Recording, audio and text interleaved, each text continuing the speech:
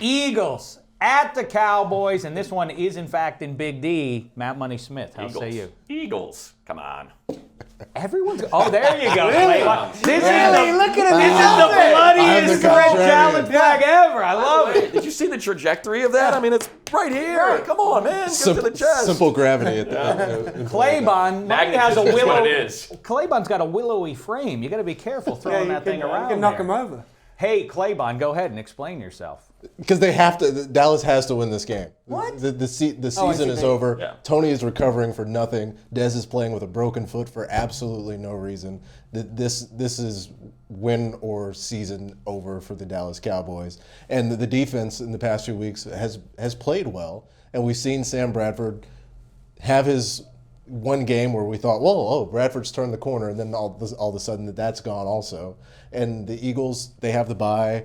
We've seen teams have success after the bye. The Broncos have success after the bye. But does that mean that Philadelphia is their ceiling? It's that front. That front is so good. They're not going to be able to run the ball, and I do not trust them to pass it. So I'm just going Fletcher Cox, much like Khalil Mack, so dominant to wreak havoc against that. It's very funny because, yeah, that's right. We've talked about the Eagles. It's one of the less acknowledged things going halfway through the season that the Eagles' defense is actually the best in the NFC East, and it's certainly the strength of the Eagles so far this year. But here, I'll take the Cowboys because Jason Peters is the best left tackle in the NFL, according to those who study such things. I take their word for it when it comes to offensive line play. I'm not pretentious enough to pretend that I can evaluate 300-pound men leaning on other 300-pound men. No Jason Peters, Greg Hardy, a feast for him. But wait, the abiding memory of the Cowboys is Matt Castle looking like a goldfish if you took it out of a bowl, flapping around on the field at the end of that game, and that's what he's going to be doing the whole way through. That front, as good Matt as Castle, I'm not going to be stunned Matt Castle either way. by himself is the reason This why is the 3-5 Cowboys versus won this 2-6 or whatever it is. I mean, these are two bad teams so far. game. Matt Castle, he is not outrageous to pick either one. An embarrassment.